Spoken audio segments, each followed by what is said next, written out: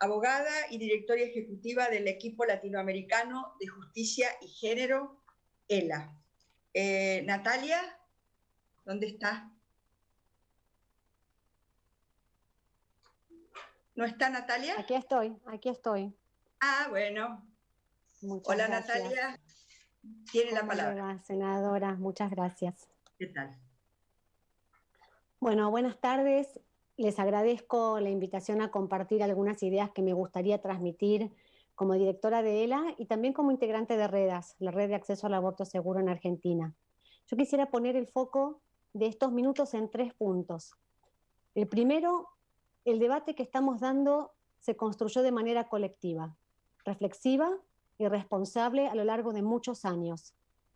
Este intercambio de ideas, de reflexiones y argumentos que se está llevando adelante en el Senado, como antes hizo la Cámara de Diputados, no está limitado a los días que compartimos en estas diversas reuniones informativas. Es un debate antiguo que llevó adelante el movimiento de mujeres y los feminismos desde hace muchos años. Llegó al Congreso en 2018 con la muy correcta lectura política, creo yo, que sin duda nuestra sociedad podía y debía escuchar y dar razones públicas acerca de la necesidad o no de modificar un marco legal que tiene casi 100 años. En 2018 escuchamos más de 170 horas de exposiciones de más de 800 personas. Ustedes dedicaron más de 33 horas de intercambios en el recinto de las 2 cámaras. Nada de eso fue un debate express, fue un debate rico en argumentos, en información, que hemos sistematizado para quien desee recuperar esa parte tan relevante de la historia reciente y que fue relevante para Argentina y para la región de América Latina. Lo hicimos en una publicación que llamamos De la clandestinidad al Congreso y que está disponible para quien quiera revisarla. Pero además de ese proceso tan público que se dio en el Congreso y que trascendió de manera tan amplia y masiva a la sociedad hace 2 años, este es un proceso que lleva décadas de construcción de consensos en el ámbito nacional e internacional, lleva décadas de construcción en acuerdos políticos, constitucionales y de derechos humanos de los que Argentina es parte. Y yo creo que es importante recordar que por lo menos desde la recuperación de la democracia en 1983, de la mano de ese primer gobierno democrático cuya reivindicación nos une como sociedad en cuanto a la decisión de asumir con consecuencia el compromiso de honrar los derechos humanos, de generar mejores condiciones posibles para el ejercicio de la libertad individual, todo eso es lo que nos trajo hasta acá. El segundo punto que quisiera comentar brevemente es acerca de la regulación del aborto como una posibilidad que es constitucional y convencionalmente aceptable.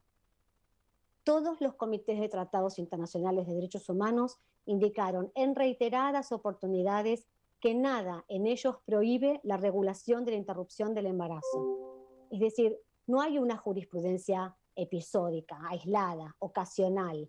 Son pronunciamientos sostenidos, reiterados, que incluso fueron paulatinamente ampliados, siempre en el sentido de garantizar una mayor accesibilidad a la práctica por los graves efectos que genera su penalización y que impacta de una manera desproporcionada en las mujeres y en las personas que tienen menos acceso a la información o a los servicios de calidad. La compatibilidad con los tratados de derechos humanos fue explicada de manera magistral por la doctora Kemmelmacher, tanto en 2018 como nuevamente ahora más temprano, y no hay nada que yo pueda agregar. Por otro lado, quisiera recordar que la constitucionalidad de la regulación del aborto es tan poco controvertida que en 100 años de vigencia del Código Penal, como hoy lo conocemos, ningún tribunal de justicia de Argentina ha declarado la inconstitucionalidad de la norma que permite el aborto legal, en los casos en que hoy está permitido, cuando hay peligro para la vida, para la salud de la mujer o en los casos de violencia sexual. No dudo que pueda haber personas e instituciones médicas u otras que no compartan el contenido de esa norma o de otras. Es parte de su derecho sentir desacuerdo con las normas vigentes, pero eso no les quita vigencia y sin duda no les habilita a ignorar su existencia. El tercer punto que quería compartir con ustedes es enfocarnos en cuál es el tema a consideración de este Senado. El tema a consideración es bajo qué modalidad se regulará el acceso al aborto en Argentina. En las legislaciones del mundo hay distintos sistemas regulatorios. Algunos, los más, recurren al derecho penal y otros no recurren al derecho penal. Los sistemas regulatorios que recurren al sistema penal lo hacen en uno o dos o la combinación de diferentes modalidades, por causales, por plazos o un sistema mixto que combina causales y plazos. Lo que Argentina tiene hoy, como desde hace 100 años, es un sistema de regulaciones de causales: peligro para la vida, peligro para la salud de la mujer y situaciones de violencia sexual. Este sistema de causales fue analizado de manera cuidadosa y pormenorizada por la Corte Suprema de Justicia en el caso Fall, donde concluyó la constitucionalidad y convencionalidad de esa norma. Una sentencia que recupera el valor de la autonomía de las mujeres, que muestra respeto por su derecho a la privacidad y que reconoce que las mujeres tenemos el derecho a denunciar los casos de violencia sexual, pero no la obligación de hacerlo. Me gustaría que no se tergiverse el sentido y sin duda no las palabras de lo que dijo la Corte Suprema de Justicia de la Nación en la sentencia del caso Fall. Entonces, el punto a debate frente a este Senado es la decisión de incorporar en el marco normativo un plazo inicial de 14 semanas dentro del cual las mujeres no necesitarán someter sus razones al escrutinio del sistema de salud. En esas primeras 14 semanas las razones son suyas, son nuestras, son individuales, privadas, íntimas, pero no por eso son inexistentes o menos importantes. No son menos razonadas, evaluadas de manera cuidadosa. Quisiera citar un estudio de Silvina Ramos y Sandra Fernández Vázquez que analiza por qué abortan las mujeres. Muestra que son mujeres con hijos e hijas, que aman, que sufren, que desean, que reflexionan. Dicen en el estudio, y cito, la decisión de abortar es reflexiva y dilemática. Es reflexiva porque implica hacer un balance entre las circunstancias presentes y las expectativas con respecto a la vida futura. También es dilemática porque implica enfrentar mandatos e imágenes sociales que asocian a las mujeres a la maternidad y al aborto, al delito o la muerte. Las motivaciones por las que las mujeres abortan son variadas y pueden referir a cuestiones subjetivas o personales, pero también están sometidas a la injerencia o coacción de terceras personas significativas en las vidas de quienes abortan. Lo que este proyecto que ustedes tienen a consideración busca es garantizar las mejores condiciones para ese ejercicio de la libertad individual. Creer que sin la tutela del sistema sanitario, y eso es lo que significan las causales, las primeras semanas del embarazo, que sin la tutela del Estado a través del sistema sanitario las mujeres seremos irresponsables, irracionales, caprichosas, es incorrecto y francamente muy problemático. No le permitiríamos ese razonamiento al sistema de justicia, a quienes les exigimos que juzguen con perspectiva de género, es decir, sin estereotipos de género, sin ideas preconcebidas sobre cómo son o deben ser las mujeres, cómo deben comportarse, cómo debemos actuar. De la misma manera, el Congreso Nacional también debe legislar con perspectiva de género, reconociendo que las mujeres somos seres con autonomía, con racionalidad y capacidad de ejercer nuestra libertad. La aprobación del proyecto de ley permitirá esta transformación del sistema de regulación actual, que permitirá mayor apertura, una puerta de entrada más amplia, dando mayor libertad a las mujeres a tomar sus decisiones con confianza en que el sistema de salud está allí, que sabrá recibirnos, que seremos atendidas, que darán curso a nuestra solicitud, no nos ofrecerán el aborto, escucharán nuestro pedido de recibir información amplia, honesta, transparente, de buena fe.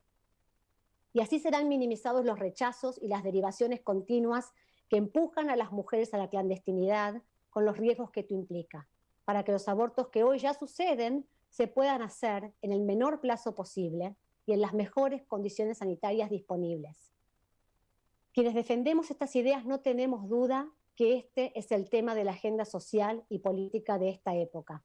Y defendemos nuestras convicciones como lo hicimos antes, desde hace años, con quienes nos precedieron y nos enseñaron.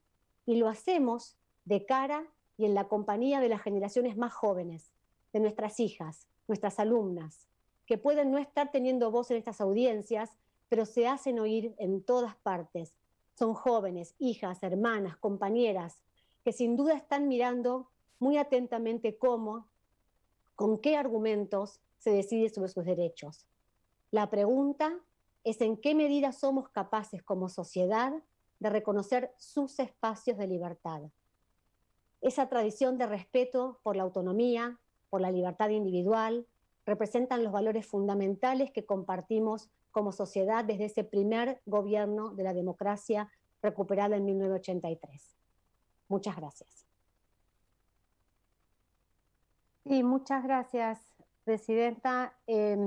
Quisiera responder a la pregunta respecto de si hay otra práctica médica que se garantice mediante la persecución penal. Y lo que quisiera decir es que no es la persecución penal lo que garantiza la práctica médica. Lo que garantiza las prácticas médicas, todas las prácticas de salud, es el sistema sanitario, las políticas de salud, que se regulan mucho o poco, según de qué estemos hablando, pero sobre todo que se generan y se organizan, como indicó la Corte en el caso Fall, desde un enfoque de derechos. Lo que la Corte hizo en el caso Fall fue reconocer que la no punibilidad del aborto implica un espacio de libertad y de respeto a la autonomía personal, y por eso exhortó a la necesidad de que se establezca una política sanitaria con un enfoque de derechos.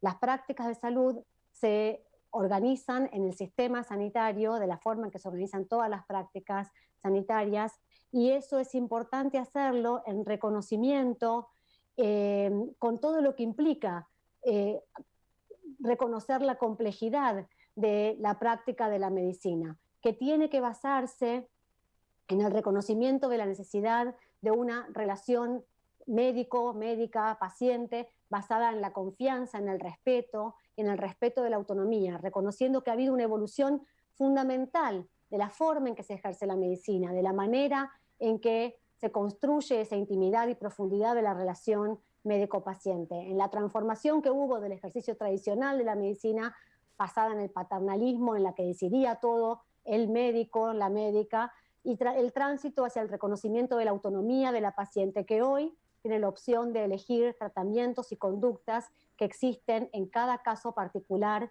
y especialísimo. Eso, sin duda, no se regula en el Código Penal. Por eso lo que el Código Penal propone en este proyecto no es regular el acceso a la práctica, sino castigar la obstrucción activa de esa práctica. Muchas gracias. Perdón, y lo único que quería decir es también me hizo recordar la reflexión de uno de los expositores, un libro maravilloso que recomiendo, El dominio de la vida, Life's Dominion, de Ronald Dworkin, donde argumenta a favor del reconocimiento del derecho individual y personal al aborto. Gracias. Bueno, muchas gracias.